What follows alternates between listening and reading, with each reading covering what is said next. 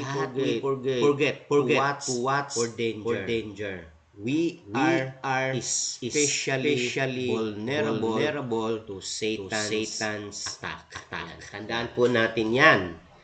Kaya alam ni Satanas yun, kung lalong-lalo kapag ikaw ay nag-iisa, malungkot, mahina, inilayo mo sarili mo sa karamihan, at ikaw ay nakapokus ka lang sa mga problema mo. Yun, nakakalimutan na po natin may kalaban po tayo. Alam niyo po, nakikita po natin sa mga dokumentary, makikita po natin kung paano po ginagawa ng kalaban o yung leon, kung gusto nilang makakain ng pagkain po nila, marami po dong ang ginagawa po nila. May mga kalaban po sila, mga ibang klaseng hayop, kahit malalaki ho yun, malalakas ho yun, andun lang sila sa tabi, aligid-aligid lang yan. Kapag may napapansin po sila na merong isang humihiwalay sa kawan, ano natin, ginagawa po nila ay unti-unti po nilang binablock, unti-unti po nilang inilalayo doon sa kawan yung nag-iisang umaalis doon sa kawan. At doon po eventually nasisila po. Napapatay po nila at nagiging pagkain po nila. Kaya sabi ni Apostol Pedro, mag-ingat, be watchful, be vigilant. Yan. Maging maingat po tayo. During times of suffering, seek other Christians for support. Keep your eyes on Christ and resist the devil. Then, says James, he will flee from you. James 4:7. Ang sabi nga po doon, sa aklat ng Santiago, Kapitulo 4, versikulo 7, ay sabi po doon, submit yourselves then to God, resist the devil, and he will flee from you. Unang kondisyon, para lumayo sa atin ng kalaban, magpasakop tayo sa Diyos. Isuko natin ang ating buhay sa Panginoon, magpasakop tayo sa Kanya, magpalinis tayo sa Kanya, magpapacover tayo sa Kanya, and i-resist natin whatever na ginagawa ng kalaban, even temptations, lahat ng ginagawa niya, i-resist po natin. At tanda po natin, kapag ito'y ginawa mo, he will flee from you. Sabi nga sa Tagalog, kaya nga, pasakop kayo sa Diyos, labanan ninyo ang dyablo at lalayuan niya kayo. Tandaan natin, ang demonyo po ay hindi po nagbibiro. Kapag pinagbigyan mo yan, sigurado makakapasok sa buhay ho natin yan at doon po magiging magulo ang buhay ho natin. At tandaan po natin, nasabi nga po doon, although the devil cannot take away our salvation, he attempts to damage our faith and ministry. Tandaan po natin yan, mga kapatid. His schemes seek to shake our trust in God, affect our submission to Him, and destroy our testimony. It is important to remain sober and focused on the truth as God makes us strong, firm, and steadfast. Ito po yung sabi po doon sa aking na-research po, doon po sa internet na-research ko po ito, nakikita po natin, isa po yun sa mga nakikita ko po ito.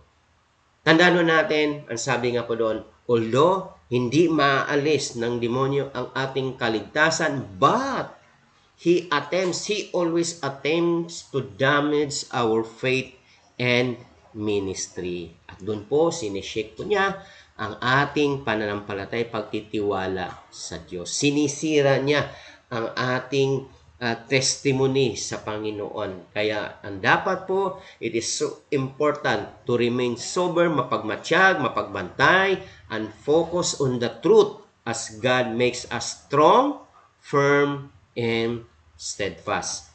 Sabi po ng 1 Peter chapter 5 verse 10, and the God of all grace, who called you to His eternal glory in Christ, after you have suffered a little while, will Himself restore you and make you strong, firm, and steadfast. Kapatid, hinayaan ng Panginoon, minsan dumaranas po tayo ng mga bagay na hindi maganda sa buhay natin para matuto po tayo. After you have suffered a little while, tandaan ho natin, God Himself will restore you and make you strong, firm, and steadfast.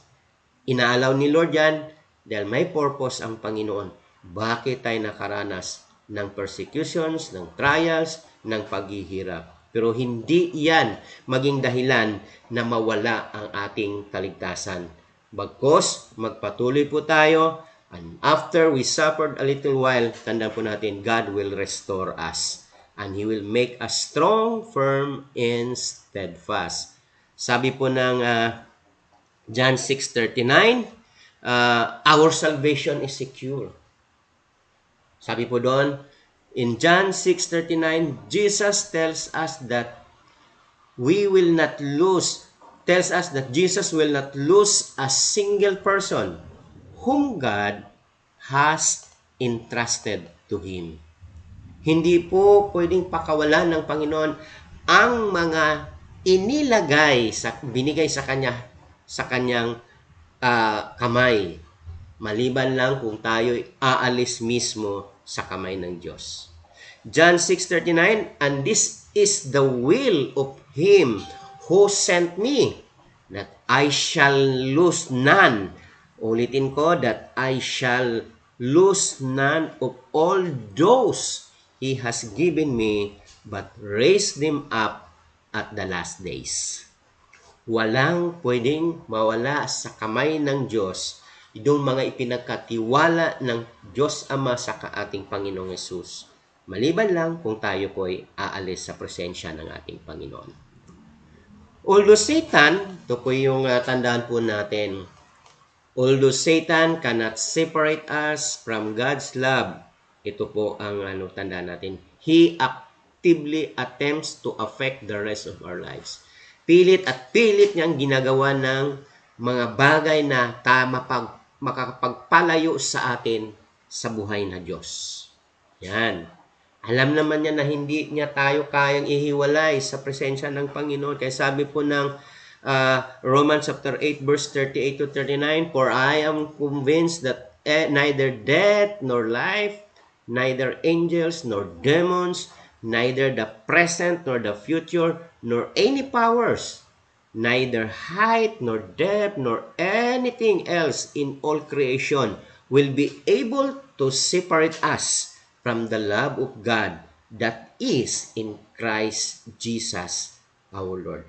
Walang pwedeng makakapagpahiwalay sa atin, sa ating Panginoon. Kahit anong mangyayari, ang sabi nga doon, neither angels nor demons. Kahit anong pangyayari, kahit anong sitwasyon, hindi po ito makakapagpahiwalay sa atin ng ating Panginoon. Kaya nga ang sabi ko, kalibakan po natin, although Satan cannot separate us from God's love, he actively attempts to affect the rest of our lives. Marami po siyang ginagawang paraan, schemes. But, tandaan po natin, kapag tayo ay nasa kamay ng Diyos, hawak ng Panginoon ang buhay natin, wala po tayo dapat ikatatakot. Okay? Be vigilant. Be sober, be vigilant.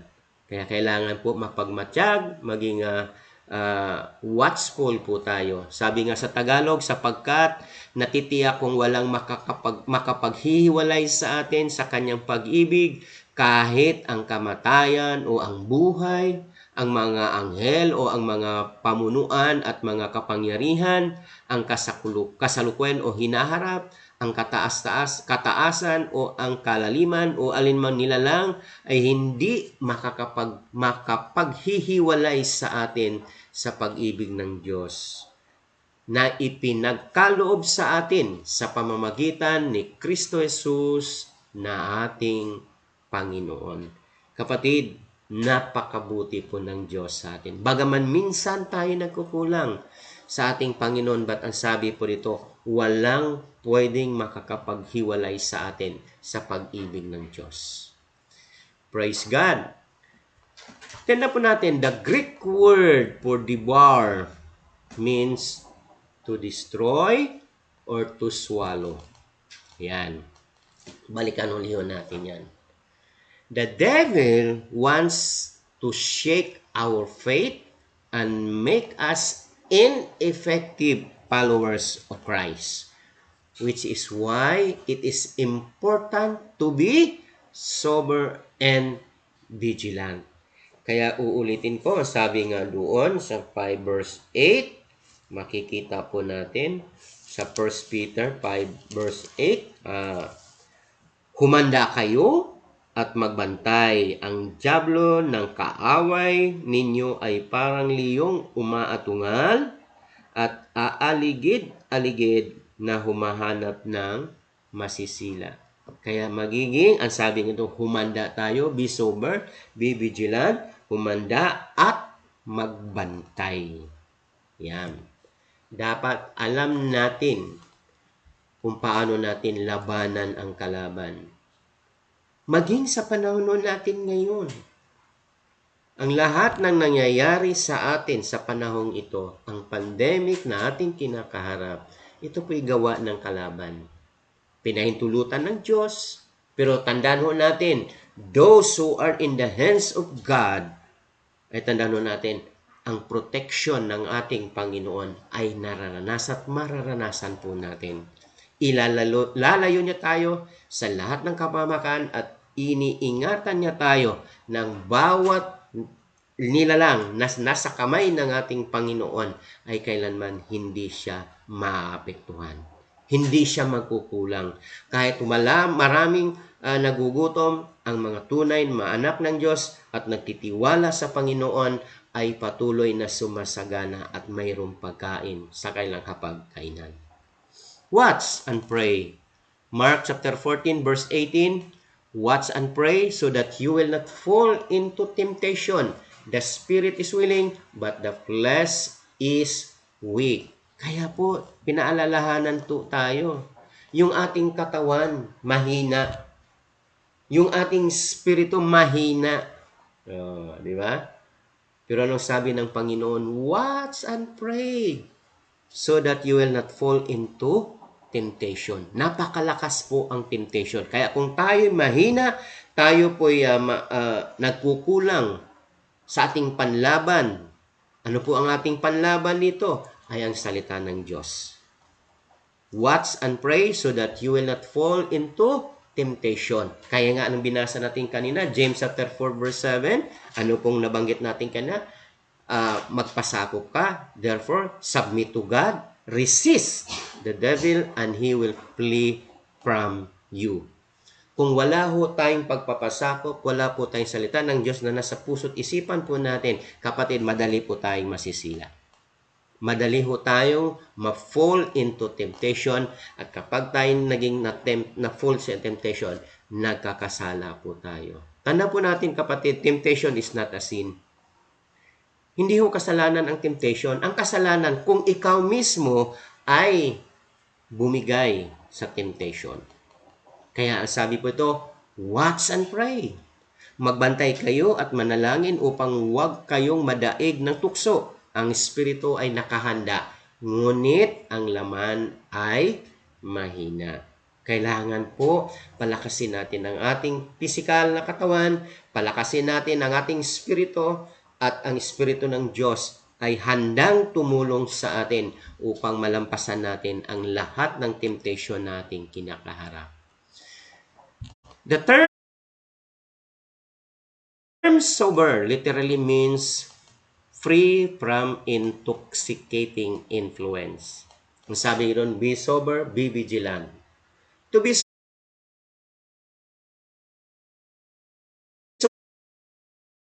sober means to not allow ourselves to be influenced by anything that leads us away from God's truth and sound judgment.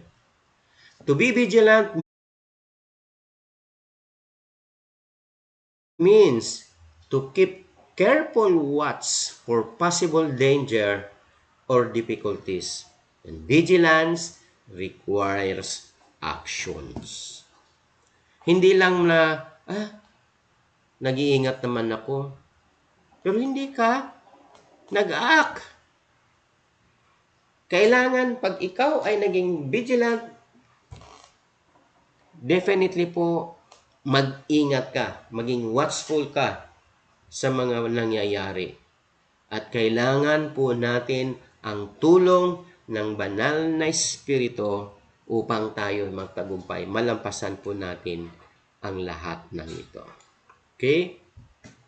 In the book of Ephesians chapter 6 also reminds us to be sober and to be vigilant. Bakit?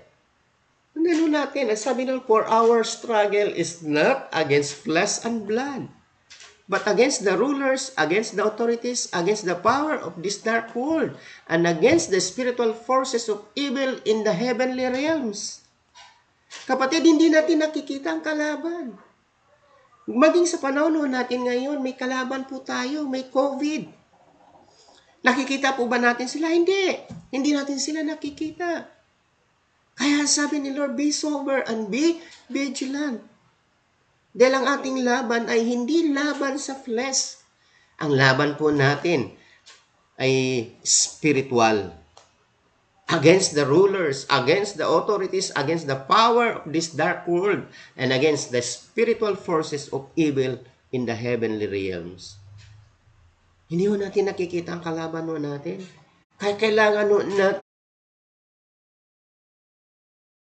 ang tulong ng ating Panginoon na may kontrol sa lahat ng bagay. Kailangan ang ating buhay ay napasakop, naisuko natin ang ating buhay sa Diyos upang patuloy nating maranasan ang pag-iingat ng Panginoon sa buhay ng bawat isa sa atin, maging sa ating mga mahal sa buhay. Okay? We must live aware that we have an enemy. Dapat po sa ating pamumuhay ngayon, aware tayo na mayroon po tayong kalaban. May kalaban tayong physical, may kalaban tayong nakikita. At higit sa lahat, yung kalaban natin hindi nakikita. Yet, we do not need to live in fear of Him. Dapat sa ating pamumuhay sa mundong ito, alam natin na may kalaban, pero hindi dapat tayo matatakot. Why? Meron po tayong baluti, meron po tayong armor, meron po tayong armas o may mga bagay na ibinigay sa atin ng Diyos upang tayo ay maprotektahan. Ang sabi nga doon, rather, the armor of God helps us stay alert and stand firm against the devil's scheme. Okay? Ang mga pandaraya, ang scheme na ginagawa ng kalaban ay kaya po nating mapagtagumpayan kapag suot-suot na po natin ang mga baluti or God's armor na dapat meron tayo. Sabi doon, our faith in the truth of the gospel protect us, and knowing and applying God's word give us what we need to combat our enemy. Salita ng Diyos. Ang salita ng Diyos, ito po'y ating sandata upang malabanan natin ang kalaban. Kaya po, kung wala ho tayong panlaban, alam niyo po, maalala ko nga, sa panahon natin ngayon, dumadami po ang nagkakasakit, dumadami ang nagkakapositive, at dumadami na rin ang namamatay ngayon. Kapatid, bakit ganon ang pangyayari? Kailangan lang tayo ay maging alerto. Alamin natin, ang sabi no, maging aware tayo na we have an enemy. Kaya lang dumadami yan kasi naging pabaya ang tao. Naging pabaya ang bawat isa na okay lang, walang COVID. Oh, wala naman, di ko naman naramdaman ng COVID. COVID is real. Totoo po na mayroong COVID, mayroong virus. At kapag tayo po ay natatamaan po nito, kapatid, delikado po. Kaya po, mag-ingat at sumunod po tayo sa mga protocols po. Ang pagbilis ng paghupa, ang pagbilis na mawala ang COVID-19, it all depends on us. Kung paano tayo nagre-respond sa mga dapat po nating gawin, sundin natin. Kung hindi naman tayo dapat lumabas, huwag tayong lumabas. Maging maingat po tayo sa dapat po nating galaw sa araw-araw ng ating buhay. Sabi po doon, our faith in the truth of the gospel protects us. And knowing and applying God's word give us what we need to combat our enemy. Kaya kung wala po tayong salita ng Diyos, kapatid, malamang. May mga nakausap nga rin ako may mga nagsasabi po sa amin na sa panahon natin ngayon, ngayon, napakarami at halos puno ang mga ospital. Puno ang mga quarantine facilities po natin sa dami na pong mayroong COVID-19 na naapektuhan po sila. At doon po sa survey, doon po sa statistic, makikita po natin, karamihan po sa nagkakasakit ay wala po silang vaccine. Anong ibig sabihin po dito? Wala po silang panangga physically sa kanilang katawan. Pero masigit na dapat po meron po tayong panangga ang salita ng Diyos na patuloy nating i-declare sa ating buhay araw-araw. Because the Word of God, ito po'y buhay, makapangyarihan, at ang sabi po ng Bible, in John chapter 1 verse 1, in the beginning was the Word, and the Word was with God, and the Word was God. Ang salita ng Diyos ay buhay, makapangyarihan, at ang salita ng Diyos ay Diyos. Kaya, kung may salita tayo ng Diyos sa puso't isipan at ipinamumuhay natin ng salita na yan, walang puwang ang kalaban. Ang sabi nga doon, knowing and applying God's word give us what we need to combat our enemy.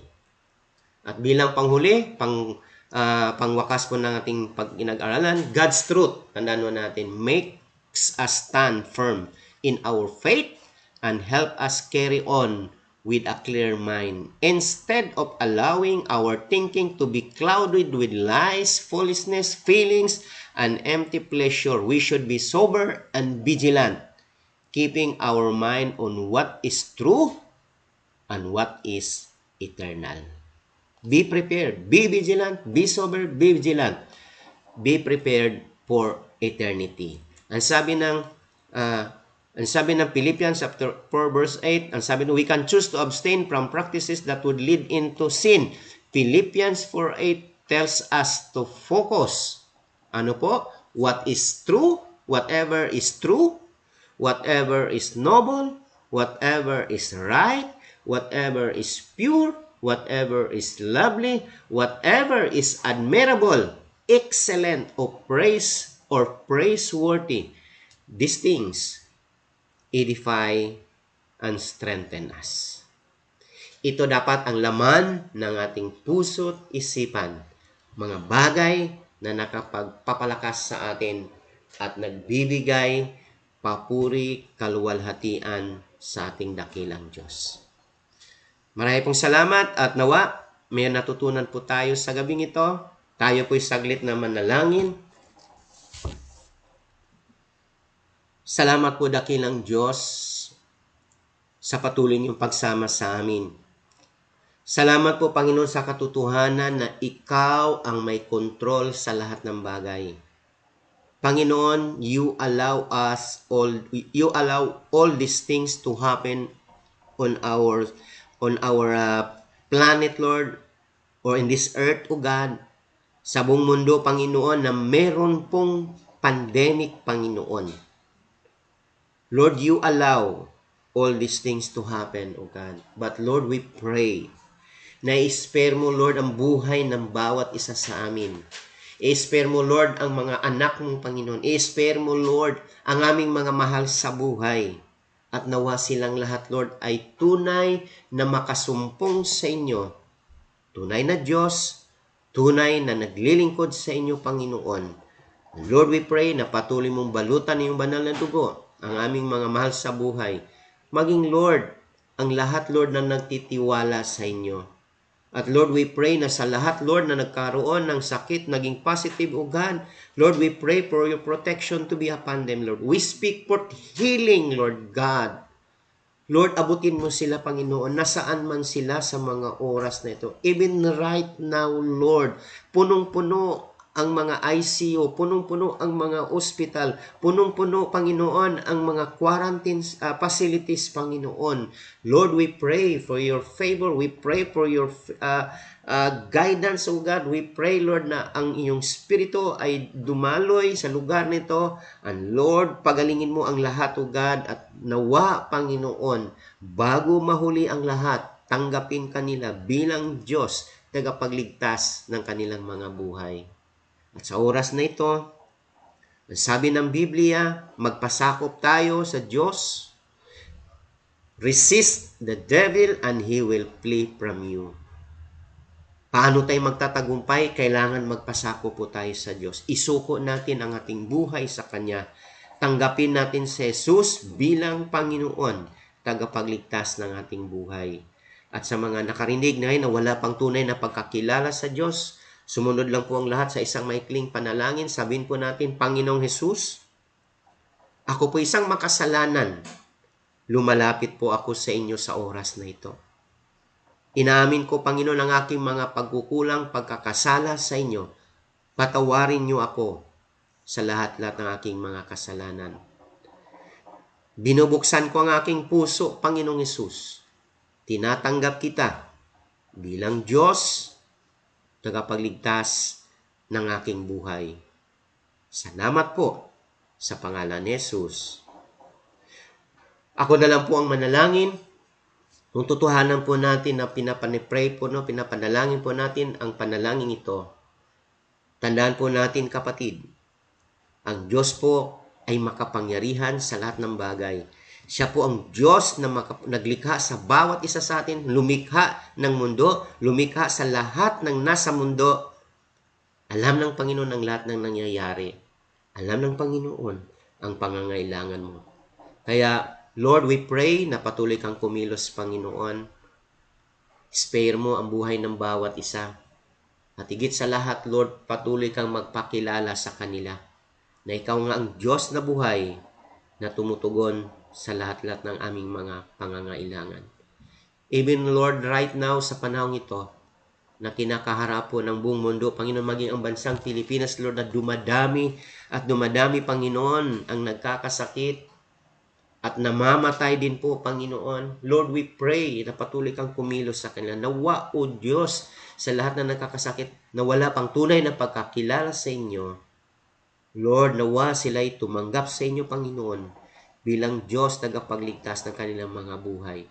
Suko nila ang kanilang buhay sa inyo, O God. Lord, salamat. Bless each and every one of us, O Father God. Maging, Lord, sa lahat na nakarating, na naabot ng tinig na ito, naabot ng live stream na ito, patuloy, Lord, na ang iyong pagsama at pag-iingat ay maranasan ng bawat isa. Marami pong salamat na kilang Diyos. Into your hands, O God, we entrust everything, O Lord.